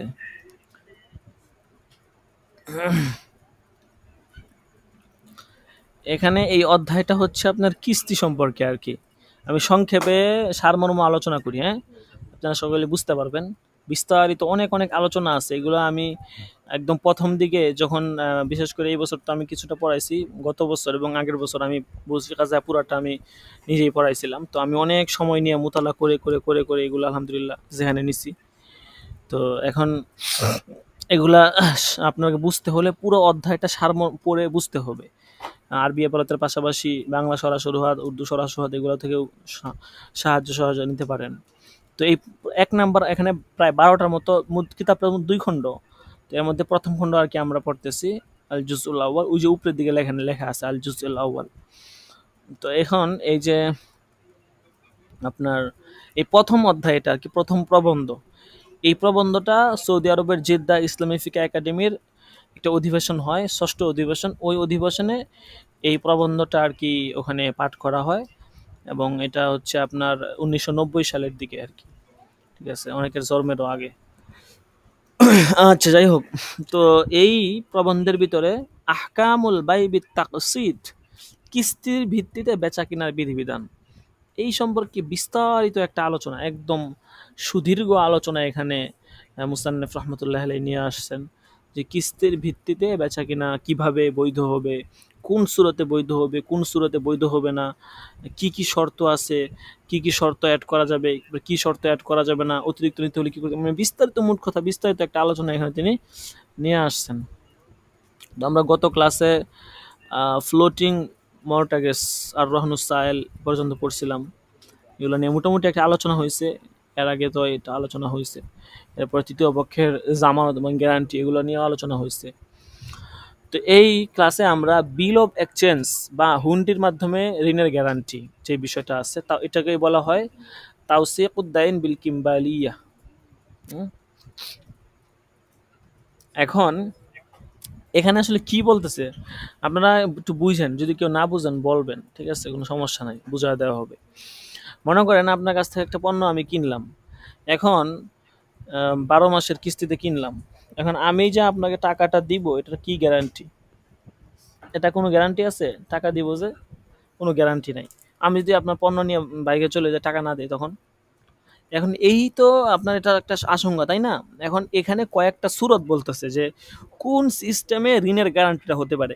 আপনার কাছ থেকে ধরেন ফ্রিজ কিনলাম 1 লাখ টাকা দিয়ে, এখন আমি কেমন যেন আপনার কাছে আমি ঋণী। 1 লাখ টাকা আপনার কাছ থেকে ফ্রিজ কিনলাম, আপনার কাছে আমি ঋণী হয়ে গেছি। এখন এই ঋণের গ্যারান্টিটা হবে কিভাবে? ঋণের গ্যারান্টির কিন্তু অনেকগুলা সুরত, ইতিপূর্বে প্রায় 4টার মতো সুরত বলছে সম্ভবত, যে ব্যক্তির মাধ্যমে ঋণের গ্যারান্টি, কোনো বস্তুর মাধ্যমে ঋণের গ্যারান্টি, হ্যাঁ, অনেকগুলা সুরত কিন্তু এখানে বলছে। তো এখানে আরেকটা সুরত বলছে বিল অফ এক্সচেঞ্জ বা হুন্ডির মাধ্যমে ঋণের গ্যারান্টি, যে আমি আপনার কাছ থেকে যে টাকাটা নিলাম, বা মানে যে ফ্রিজটা নিলাম, ওইটার বিনিময়ে যে একটা টাকা আপনি আমার কাছ থেকে পান, যেটা ঋণ হিসাবে আছে, ওইটার গ্যারান্টিটা হবে হুন্ডির মাধ্যমে। এখন এই হুন্ডির মাধ্যমে গ্যারান্টিটা কিভাবে হবে, এইটা সম্পর্কে মূলত এই প্যারাতে আলোচনা করবে। দেখেন কি বলে, وربما يقع توثيق الدين بتوفيق المشتري على وثيقة مكتوبة يعترف بها بكونه مديونا للبائع بمبلغ مسمى إلى أجل مسمى ويلتزم بأداء مبلغها في تاريخ معين وتسمى هذه الوثيقة بالمكتوبة في العرف المعاصر কিম্বালিয়াতুন, মানে যেটাকে ইংরেজিতে বলা হয় বিল অফ এক্সচেঞ্জ। وإن التاريخ الذي يلزم فيه هذا الأداء يسمى تاريخ نضج الكمبالية ম্যাচুরিটি ডেট আর কি, যাকে বলা হয় ম্যাচুরিটি ডেট। ম্যাচুরিটি ডেট মানে হচ্ছে পাওনা অর্থ পরিশোধের তারিখ। আচ্ছা, এখানে বলতেছে যে হুন্ডির মাধ্যমে গ্যারান্টিটা কিভাবে হবে। এখানে বলতেছে যে কখনো এই ঋণের গ্যারান্টিটা একটা দলিলের মাধ্যমে সম্পাদিত হয় আর কি। ওই বলতেছে যে ইয়াতারিফু বিহা বিকাউনি মাদিয়ুনান লিল বাই। আচ্ছা, ওখানে ওই বলতেছে ওই দলিলের মধ্যে একটা বিষয় লেখা থাকে। কি লেখা থাকে? যে ক্রেতা বিক্রেতার কাছে এতদিনের মেয়াদে এই পরিমাণ অর্থের ঋণী থাকবে, ঠিক আছে, ইলা আজালিল মুসাম্মা, নির্দিষ্ট একটা সময়ের ভিতরে, মাদিয়ুনান লিল বাই, বায়ের জন্য ক্রেতা ঋণী থাকবে, বিক্রেতার কাছে ঋণী থাকবে ক্রেতা, বিমাবলাগিন মুসাম্মা ইলা আজালিল মুসাম্মা, নির্দিষ্ট একটা সময়ের জন্য এটা ঋণী থাকবে। আর এই ক্রেতা নির্দিষ্ট একটা তারিখে বিক্রেতাকে সেটা কি করে দিবে? ওয়ালতাজিমু বিআদাই মাবলাগিহা ফি তারিখিন মুআয়্যান, নির্দিষ্ট একটা তারিখে ওই টাকাটা, ওই ঋণের টাকাটা পরিশোধ করে দিবে। ওয়া তুসাম্মা হাযিহিল ওয়াসিকাল মাকতুবা ফিল উরফিল মুআসির কিম্বালিয়া, বলতেছে এই যে এই কাজটাকেই বর্তমান যুগে এটাকেই বিল অফ এক্সচেঞ্জ বলা হয় আর কি। বিল অফ এক্সচেঞ্জ বা হুন্ডির মাধ্যমে গ্যারান্টি, এটা বলা হয় আর কি। বুঝতেই তো পারছেন, আপনি ফ্রিজ কিনছেন ধরেন দোকান থেকে, এখন একটা স্ট্যাম্পের ভিতরে বা একটা কাগজের ভিতরে লেখছেন 1 বছর পরে আমি হচ্ছি ক্রেতা, আপনি হচ্ছেন বিক্রেতা। এই আমি আপনার কাছ থেকে ফ্রিজ কিনছি, আমি ক্রেতা, আপনার বিক্রেতা, আমি 1 লাখ টাকা ঋণী আপনার বিক্রেতার কাছে। সুতরাং এই আমি এত এত তারিখে এই টাকাটা পরিশোধ করে দিব, এই লিখিত আকারে যে লেখছেন না, এইটাকে বলা হয় কিম্বালিয়া, মানে বিল অফ এক্সচেঞ্জ, মানে বাংলাতে বলা হয় গ্যারান্টি আর কি, হুন্ডির মাধ্যমে গ্যারান্টি। আচ্ছা, এবং সেখানে একটা অঙ্গীকার করা হয় যে এত তারিখে সেটা পরিশোধ করা হবে। আর যে অঙ্গীকার বা যে তারিখটা দেওয়া হয় সেই তারিখটাকে বলা হয় ম্যাচুরিটি ডেট বা পরিশোধ, অর্থ পাওনা অর্থ পরিশোধের ডেট বলা হয় সেটাকে। তো বলতেছে এখন এটা কি জায়েজ নাকি জায়েজ না? সেটা জায়েজ মানে এটা খুব কঠিনভাবে জায়েজ, কারণ কোরআন শরীফের সাথে এটা খুব মিলে গেছে। দেখেন আল্লাহ তাআলা কি বলতেছে। আল্লাহ তাআলা বলতেছে যে ইয়া আইয়ুহাল্লাযীনা আমানু ইযা তাদায়ানতুম বিদাইনিন ইলা আজালিম মুসাম্মান ফাকতুবু ওয়ালিয়াকতুব বাইনাকুম কাতিবুম বিল আদল।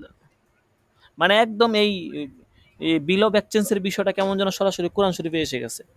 ইয়া আইয়ুহাল্লাযীনা আমানু, হে ঈমানদারগণ, ইযা তাদায়ানতুম বিদাইন, যখন তোমরা কি করো এরকম ঋণের লেনদেন করো, ইলা আজালি মুসাম্মা, নির্দিষ্ট কোনো সময়ের জন্য, বলছে ফাকতুব, এটা লিখে নিও তোমরা। ওয়াল ইয়াকতুব বাইনাকুম, কে লিখবে? বাইনাকুম কাতিবুম বিল আদল, তোমাদের মধ্যকার একজন ন্যায় ইনসাফকারী লেখক যেন সেটা লিখে নেয়। হ্যাঁ, তো এই এর মাধ্যমে কিন্তু আমরা এই বিষয়টা পেয়ে গেলাম যে এটা জায়েজ আছে। এখন মুসান্নিফ এখানে একটা মুশকিলের কথা বলতেছেন, ওয়ালাকিন্নাল মুশকিলাতু ইন্নামা তাহদুসু মিন জিহাতি আন্নাল কিম্বালিয়াহ ক্বাদ আসবাহাতিল ইয়াউম আলাতুন ফাকাবিলাতুন লিত্তাদাউলি ওয়া ইন্না হামিলাল কিম্বালিয়াহ ওয়া হুয়া আদ-দাইনুল আসীল ওয়া রুব্বামা يبيعها إلى طرف ثالث بأقل من المبلغ المكتوب عليها طمعا في استعجال الحصول على المبلغ قبل حلول الأجل وإن هذا البيع يسمى خصم الكمبالية disconnecting of the bill. আচ্ছা, এখানে একটা মুস্তান একটা সমস্যার কথা বলতেছেন। সমস্যাটা কি বলতেছে? এটা তো ভালো কথা, মানে আপনারা তো বুঝছেন এটা ভালো জিনিস, লেখে নিবে তো ভালো কথা, কিন্তু সমস্যাটা হইতেছে, বর্তমান যুগে যে সমস্যাটা হইতেছে এটা হইতেছে যে এই যে বিক্রেতা, যে মূলত মানে পাওনাদার আর কি, টাকা পাওনাদার, এবং দলিলের যে বাহক আছে, সে কখনো কখনো দেখা গেছে এই দলিলকে উল্লেখিত এখানে যে টাইমটা দেওয়া আছে, এই উল্লেখিত পাওনা টাকার চেয়ে সামান্য কম মূল্যে বিক্রয় করে দেয় আর কি। মানে এই দলিলটাকে ধরেন এখানে লেখা আছে 1 লাখ টাকা, সে এখানে এই দলিলটাকে 90,000 টাকা পাওনা মূল্য কম মূল্যে বিক্রি করে দেয়। তো তো উদ্দেশ্য কি? উদ্দেশ্য হচ্ছে এটাকে তাহারিকের আগেই নিজে এটা নিয়ে নিবে। হ্যাঁ, আর এইটাকে বলা হয় ডিসকাউন্টিং অফ দ্য বিল। তো বুঝতেছেন কিনা আমি জানি না, আসলে যদি না বুঝান তাহলে বলবেন, ঠিক আছে? না বুঝলে অবশ্যই বলবেন। যদি চুপ থাকেন সবাই তাহলে মনে করবো যে আপনারা বুঝতেছেন। আর এগুলো আসলে আপনারা গভীর মুতালা লাগবে, বুঝতে পারছেন? মুতালা যখন করবেন, বাংলা যেটা আছে ভুজ ফিকাজায় আমাদের কাছে আছে, এটা দেখেও যদি মুতালা করেন সময় নিয়ে ইনশাল্লাহ বুঝতে পারবেন। তো এখন বলতেছে কি, যে মনে করেন এতক্ষণ তো বললামই যে কি বলছে। এখন মনে করেন আমি ওই যে 1 লাখ টাকা ফ্রিজ কিনছি, তারপরে 1 লাখ টাকা বিক্রেতা আমার কাছে পায়। এখন বিক্রেতা করছে কি, বিক্রেতা ধরেন দলিলের বাহক, সে দলিল করছে, এখন তার কাছে দলিল আছে। তো বিক্রেতা কি করছে, বিক্রেতা সে ধরেন সে চিন্তা করলো যে আমি আর একটু ছাড় দিয়া 95,000 টাকা দেখ আমারে, আমি ওই যেহেতু 1 বছর সময় দেওয়া হয়েছিল, 2 মাস সময় আমি কমায় দিই। তো 2 মাস কমুক, আমার 95,000 টাকা দিয়ে দিক। তো এদিকে বিক্রেতার লাভ হইতেছে, যদিও টাকা কম পাইতেছে কিন্তু 2 মাস তো কমে গেছে। এখন এই যে বিষয়টা, এইটাকে বলা হয় ডিসকাউন্টিং অফ দ্য বিল। এখন এইটা কি জায়েজ কিনা, এখন এইটা নিয়ে আলোচনা করবো। যে এখানে মুস্তানে বলতেছেন এটাই মুশকিল করে দিছে। আচ্ছা, তখন এই যে দলিল বাহক যে আছে, মানে বায়ে, সে যখন ওই অর্থটা যখন আদায়ের ইচ্ছা করে, তখন এটা তৃতীয় আরেক ব্যক্তির কাছে চলে যায়। এখন ওই তৃতীয় ব্যক্তিটা অধিকাংশ সময় ব্যাংক হয়ে থাকে। ব্যাংকের কাজ কি? ব্যাংক যে বাহক আছে, মানে বাহক ব্যাংকে ওই দলিলটা হস্তগত করে। হুম, অর্থাৎ ব্যাংকের মাধ্যমে সে ব্যাংকে যায়, যাওয়ার পরে সে ব্যাংকে গিয়ে ওই দলিলটার এন্ডোর্সমেন্ট যেটাকে বলা হয় আর কি, মানে ওই দলিলটাকে সে সত্যায়িত করে, যেটাকে ইংরেজিতে বলা হয় এন্ডোর্সমেন্ট। ওই দলিলটাকে সত্যায়িত করে। এরপর এরপর ব্যাংক ওই দলিলের মধ্যে লিখিত অর্থ একটা শতকরা হারে একটা কর্তন করে আর কি, কর্তন করে অবশিষ্ট টাকা দলিল বাহককে দিয়ে থাকে আর কি। আর এই এন্ডোর্সমেন্টের পদ্ধতি কি? এন্ডোর্সমেন্টের পদ্ধতি হচ্ছে যে দলিলের বাহক দলিলের উপর অপর দিকে দস্তখত করে দিবে, আর এটাই এই কথা প্রমাণ করবে যে দলিলের বাহক অর্থের বিনিময়ে ব্যাংক বরাবর তার অধিকার প্রত্যাহার করে নিয়েছে। বুঝতে পারছেন কি আমি জানি না, মানে আমি আমার ভাষায় আপনাদেরকে বুঝাই, কিতাবের ভাষায় তো আপনারা বুঝতে অসুবিধা হবে, আগে নিজের ভাষাটা ধরেন।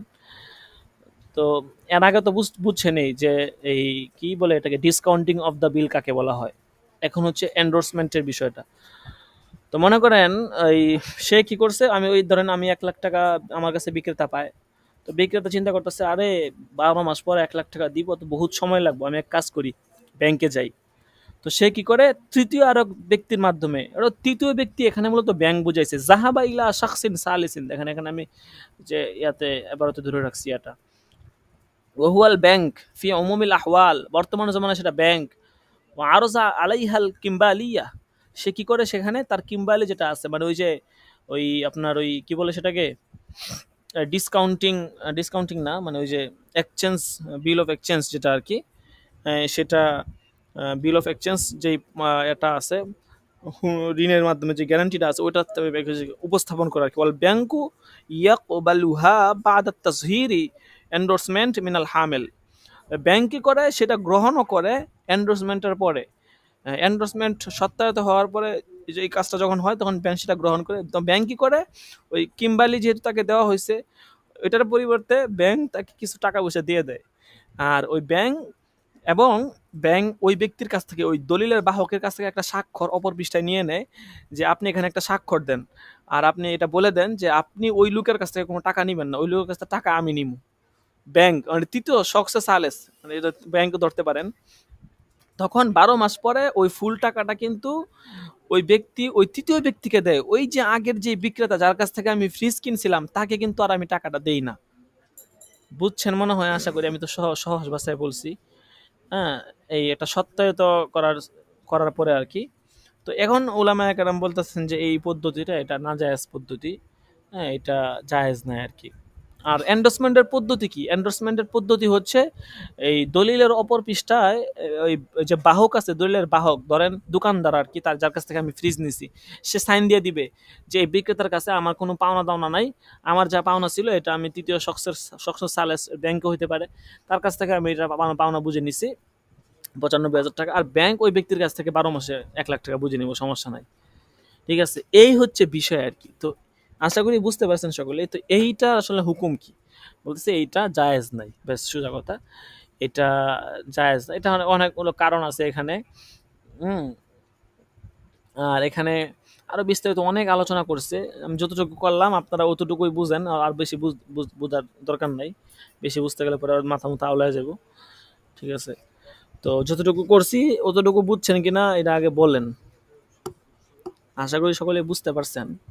হ্যাঁ, যদি কেউ না বুঝেন যে ভাই হুজুর এই বিষয়টা বুঝি নাই, তাহলে আমাকে বলেন, সমস্যা নাই, নির্দ্বিধায় বারবার বলে বোঝানো হবে, কোনো সমস্যা নাই। অল্প একটু পড়েন, অল্প একটু বুঝেন, কোনো সমস্যা নেই। আচ্ছা, এখন এটা নাজায়েজ কেন? তো নাজায়েজের তো অনেকগুলো কারণ এখানে আছে। কারণ হচ্ছে এখানে আপনার পাওনাদার, আপনি হচ্ছে শখসে সালের যে, সে কি আমার পাওনাদার? বলেন, সে তো আমার পাওনাদার না। আমি তো দোকানদারের কাছ থেকে না নিছি ফ্রিজ, শখসে সালেসরা আমি টাকা দিব কি জন্য? তো এটা তো হইতে পারে না। আমি নিছি একজনের কাছ থেকে, টাকা দিব আরেকজনরে, এটা আবার কেমন ধরনের লেনদেন? এই জন্য এটা জায়েজ হবে না। এরকম আরো অনেকগুলো কারণ আছে, এখানে আরো অনেক এসকাল মেশকাল আছে, বিস্তারিত আলোচনা, কিন্তু মূলাখাস এইটাই যেটা আমি এখন বললাম। ঠিক আছে। হুম। তো যাই হোক, এরপরে এটা সহি করার একটা সুরত আছে।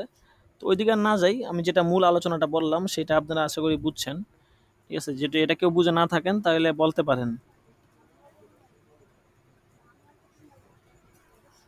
আচ্ছা, এরপরে আরেকটা এখানে আলোচনা করবে, সেটা হচ্ছে কি,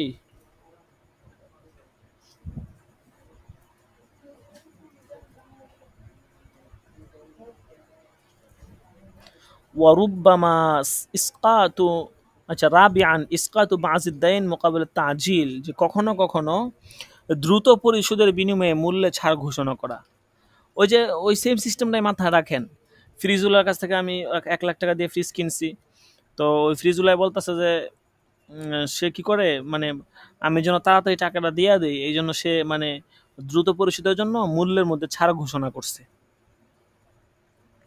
এটাকেও আপনার এটা একটা সূরত আছে, যে দেখেন এখানে ওয়ামিম্মা ইয়াতাআমালু বিহি বাযুত তুজ্জার ফিদ দুয়ুনিল মুআজ্জালাতি ইন্নাহুম ইয়াসকুতুনা হিসসাতু মিনাদ দাইনি বিশারতি আই ইউআজ্জাল মাদয়ুনুল বাকি مثل أن يكون زيد على عمر 1000 فيقول زيد عجل لي 900 وأنا أزع عنك 100।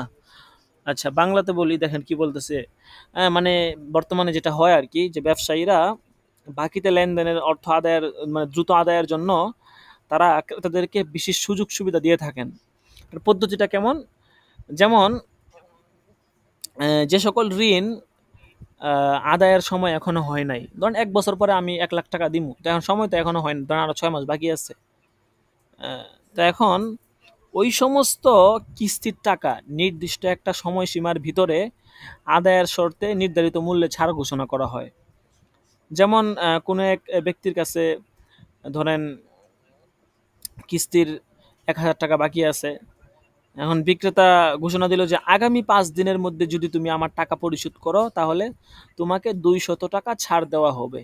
অর্থাৎ এ সময় তোমাকে 800 টাকা পরিশোধ করলেই হবে, যদি তুমি আগামী কি করো 5 দিনের মধ্যেই পরিশোধ করো। আচ্ছা, এখন ফিকহের পরিভাষায় এটাকে কি বলা হয় বলতেছে, দেখেন নিচের দিকে দেখেন, ওয়া ইন্না হাযিহিল মুআমালা মা'রুফাতুন ফিল ফিকহিল ইসলামি বিইসমি দা ওয়া তাআজ্জাল। এটা খুব একটা প্রসিদ্ধ পরিভাষা, শিখে রাখেন, ইনশাল্লাহ সারা জীবন কাজে রাখবে। যে ফিকহের পরিভাষায় এটাকে দ এবং তাআজ্জাল বলা হয়। এই বহুজলি কাজা কিতাবটা কিন্তু অনেক গুরুত্বপূর্ণ, বুঝতে পারছেন? এটা আসলে খুব ইম্পর্টেন্ট, সব জায়গাতে এটা মোটামুটি পড়ানো হয়, অনেক জায়গায় আবার পড়ানো হয় না, খেয়াল করছি, কারণ এটা অনেক কঠিন কিতাব, তো এই জন্য অনেক জায়গায় পড়ানো হয় না। এই জন্য আমরা চেষ্টা করি অত একদম বাদ দেই না, বাদ না দিতে, মানে আমরা মূল আলোচনাগুলো একদম হক আদায় করে 100 100 পড়া তো সম্ভবই না। মূলাখাসটা যেন আমরা এখান থেকে নিতে পারি, ওইটার চেষ্টাটা আমরা সবসময় করি আর কি। যাই হোক, মুরাক্কাসটা নেওয়াটাই মেইন বিষয়। এখন এই লেনদেনটাকে ফিকহের পরিভাষায় বলা হয় দ এবং তাআজ্জাল, এবং এই দ এবং তাআজ্জালের হুকুম কি বলতেছে, ওয়াকাদ ইখতালাফাল ফুকাহা ফি হুকমিহা। এইটার হুকুম নিয়ে ফুকাহায়ে কেরাম ইখতিলাফের মধ্যে পড়ে গেছেন। এখানে অনেকগুলো সাহাবায়ে কেরামের মধ্যে হযরত আব্দুল্লাহ ইবনে আব্বাস, তাবেঈনদের মধ্যে হযরত ইব্রাহিম নাখাঈন, তারপরে শাফিঈ মাযহাবের মধ্যে শেখ আবু সাউর রাহমাতুল্লাহি আলাইহি, আব্দুল্লাহ ইবনে উমর, যায়েদ ইবনে ইবনে সাবিত, এবং তাবেঈদের ভিতরে হযরত সিরিন, না আরকি, ওনারা হচ্ছেন মানে ছাড় প্রদানটাকে নাজায়েজ বলেছেন। আর আইম্মা মাযহাবে আরবা যারা আছে, চার মাযহাব, ওনাদের মতেও এটা নাজায়েজ।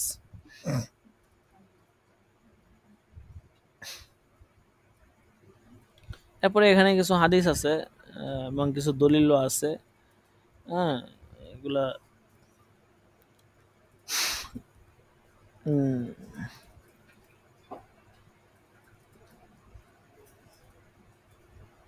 এখানে আমার যে মেইন কিতাবটা আছে ওইটার ভিতরে আমি খুব সুন্দর করে, যখন প্রথম প্রথম এটা আমি ইয়ে করছি, মুতালা করছি, তখন আমি এটা প্রত্যেকটা পয়েন্ট বাই পয়েন্ট দাগায় রাখছি।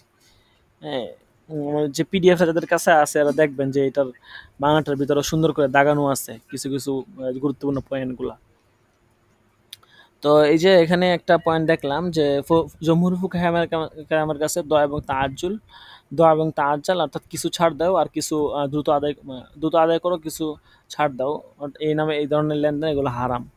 এ সম্পর্কে ইমাম মালিক এবং অনেক ইমামগণ অনেক কথা বলছেন। ইমাম মালিক সহ অনেক ইমামগণের কথা এখানে এবারত সহ দলিল নিয়ে আসা হয়েছে আর কি। তার মানে আমরা এটাই বুঝলাম যে দ এবং তাআজ্জুল এটা এটা হচ্ছে হারাম, ব্যাস, এলো সোজা কথা, ব্যাস। এরপরে মুসান্নফ এখানে দলিল নিয়ে আসছেন, ইখতিলাফ নিয়ে আসছেন কিছুটা, কিন্তু ইখতিলাফের মুলাক্কাস এটাই যে মুফতাবি কল হচ্ছে এটা, যেটা হারাম, ব্যাস, এটা জায়েজ হবে না। আচ্ছা, তো আজকে আমাদের পড়া এই পর্যন্ত ছিল। তো আরেকটা প্যারা বাকি আছে, সেটা হচ্ছে যে নগদ পরিশোধ, যে সকল বিষয় নগদ পরিশোধ করা হয় ওই ক্ষেত্রে দ এবং তাআজ্জুলের এটা কিভাবে প্রয়োগ করা হবে, জায়েজ জায়েজ আছে কিনা। আহ, আমরা এতক্ষণ যে আলোচনাটা করলাম আর কি, ওইটা হচ্ছে দ এবং তাআজ্জুল, ওইটা মানে নিষেধাজ্ঞা আপনার বাকিতে লেনদেনের ক্ষেত্রে, মানে বাকিতে বাকি মেয়াদি ঋণ সমূহের মধ্যে সীমাবদ্ধ কিন্তু। আর যে সমস্ত ঋণ মনে করেন এখনই পরিশোধ করা লাগবে, এই সমস্ত বিষয়ের ক্ষেত্রে কোনো নির্দিষ্ট সময়ে শর্তযুক্ত করা হয় না আর কি, বরং ঋণী ব্যক্তি যে কোনো অজুহাতে সেটা পরিশোধে বিলম্ব করতেছে, এ জাতীয় পাওনার ক্ষেত্রে টাকার কিছু অংশ ছাড়ের ভিত্তিতে সমঝোতা করে নেওয়ার কোনো ক্ষতি আছে কিনা, বলতেছে না, এই ক্ষেত্রে কোনো ক্ষতি নাই, তবে এক্ষেত্রে শর্ত হচ্ছে অবশিষ্ট পাওনা টাকা তৎক্ষণাৎ পরিশোধ করে দিতে হবে। আচ্ছা, তো মুলাখাস আলোচনা কিন্তু এটাই যে পূর্বে দ এবং তাআজ্জাল এটার দুইটা সূরত। হ্যাঁ, প্রথম সূরত এটা নাজায়েজ, দ্বিতীয় সূরত জায়েজ আছে। প্রথম সূরতের মধ্যে হামেল হবে কোনটায়? বাকি ঋণের ক্ষেত্রে। ধরেন কিস্তিওয়ালা আপনার ওই ফ্রিজ কিনছেন এখন 12 মাসের কিস্তি, সে বলতেছে ভাই তুমি 10 মাসে দিয়ে দাও, আমি কিছু টাকা কমায় দিও। তো এই ক্ষেত্রে কিন্তু এটা নাজায়েজ হবে। ঠিক আছে? এটা হচ্ছে যখন ঋণের বাকিতে ঋণ এবং ঋণের মেয়াদ উল্লেখ আছে। আরেকটা হচ্ছে নগদের ক্ষেত্রে এবং ঋণের মেয়াদ উল্লেখ নাই। ধরেন যার কাছ থেকে টাকা পান সে আপনারা ঘুরাইতেছে, ভাই কালকে দিমু, সন্ধ্যায় দিমু, সকালে দিমু, বিকালে দিমু, এরকম করে করে আপনারা ঘুরাইতেছে। তো এরকম যদি হয়, বলতেছে এরকম হইলে এই ক্ষেত্রে আপনার তাকে আপনি একটা ছাড় দিতে পারবেন। তবে শর্ত হচ্ছে তৎক্ষণাৎ সে এটা পরিশোধ করে দিতে হবে। যদি তৎক্ষণাৎ পরিশোধ করে দেয় তাহলে তাকে ছাড় দিতে পারবেন। এবং এই দ এবং তাআজ্জুল এই সূরতে জায়েজ আছে। ঠিক আছে? প্রথম সূরতে এটা জায়েজ নাই। আচ্ছা, যাই হোক, আশা করি মোটামুটি সকলেই বুঝতে পারছেন। যদি কারো কোথাও বুঝতে অসুবিধা হয় বলবেন, সমস্যা নাই।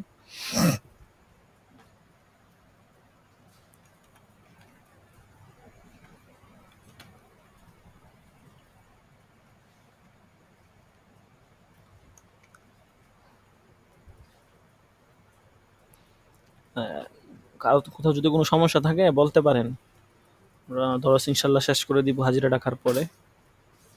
আজকে 40 নাম্বার দরস। আজকে অনেক অসুস্থ, আমার কাছ থেকে ছুটি নিছে পার্সোনাল ভাবে।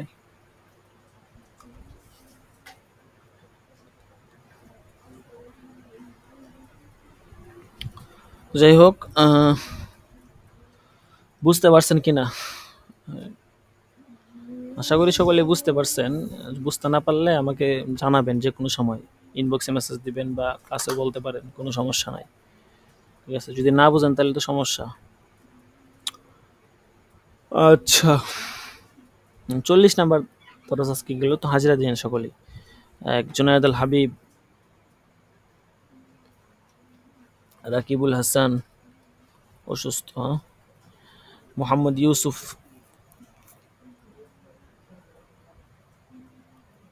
মোহাম্মদ ইউসুফ নাই। আরমান হোসেন,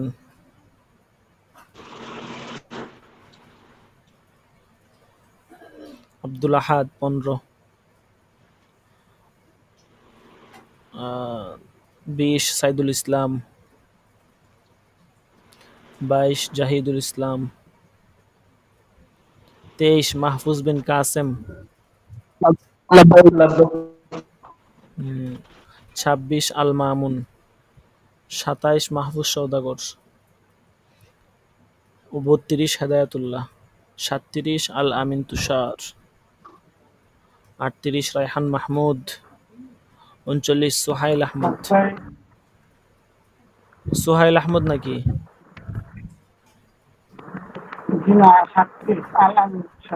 আল আমিন, এত কম পড়ে দিলে হবে? আচ্ছা, পর রায়হান মাহমুদ, সোহাইল আহমদ, মুস্তাকিম বিল্লাহ 40, 42 গোলাম কিবরিয়া, 43 ইসমাইল হোসেন, 47 কাউসার আহমদ, 52 ইকরাম আল হাসান, 53 এমদাদুল ইসলাম। আচ্ছা, এমদাদুল ইসলাম আমার কাছ থেকে ছুটি নিছে। ছুটি যারা নিবে তাদের জন্য হাজিরা আছে, সমস্যা নাই। তারপরে হচ্ছে মুস্তফা কামাল 54, মুস্তফা কামাল 55, জুবায়ের আহমদ 56, ইমাম হুসাইন। আচ্ছা, ঠিক আছে, তো আজকে এই পর্যন্ত। ইনশাল্লাহ দরসের যেই হাজিরা শিট আছে ইনশাল্লাহ এটা আপনাদেরকে হুজুর 20 নাম্বার আছে। 20 নাম্বার আছেন? এতক্ষণ ঘুমায় গেছিলেন নাকি? আসসালামু আলাইকুম। 29 নম্বর রফিকুল ইসলাম। 20 number, 20 number Saidul Islam. তারপর হচ্ছে 29 নাম্বার, 29 নাম্বার দেখছেন? আপনি যে দরসে থাকেন না, 29 নাম্বার আপনার নামই আমি কাটা দিয়ে দিচ্ছি। আমি যে আপনাকে ওই যে রফিকুল ইসলাম আজকে আমার ফোন দিয়েছেন, আমি যে আপনাকে বললাম যে আপনার নাম কাটা, এই যে আপনার হাজিরা ডাকা হয় না কি জন্য, আপনার নাম কেটে দিছি এই কারণে। কি করার, আপনারা যদি নিয়মিত ক্লাস না করেন আমরা তো নাম কেটে দিব। যাক, নাম উঠাই দিতেছি। সমস্যা ছিল বিধায় তো অর্থাৎ যোগাযোগ তো করবেন অবশ্যই, যোগাযোগ করে তো জানাবেন। রেসপন্স পাওয়া যায় ফোন নাই ছিল বিদায় নাম, না তো। রেসপন্স পাওয়া যায় নাই বিদায় নাম কেটে দিই আমরা। ঠিক আছে, তো রেসপন্স পাওয়া ফোন লাগবে। ছিল না। এই যাই হোক, কারোর মাধ্যমে হলে জন্য অন্তত জানানোর দরকার ছিল। আচ্ছা, ঠিক আছে, হাজিরা দিয়ে দেওয়া হয়েছে। রফিকুল ইসলাম 29। আচ্ছা, ঠিক আছে, তো আজকে ইনশাল্লাহ এ পর্যন্তই। আর দরস ভিডিও ইনশাল্লাহ পেয়ে যাবেন। কারো যদি কোনো প্রশ্ন থাকে দরস সম্পর্কিত করতে পারেন। ঠিক আছে, সকলে ভালো থাকবেন। ইনশাল্লাহ আগামী বুধবার দিন দরস হবে, সকলে সময় মতো উপস্থিত হয়ে যাব। জাযাকুমুল্লাহ। আসসালামু আলাইকুম ওয়া রাহমাতুল্লাহি ওয়া বারাকাতুহু। ওয়ালাইকুম আসসালাম ওয়া রাহমাতুল্লাহ।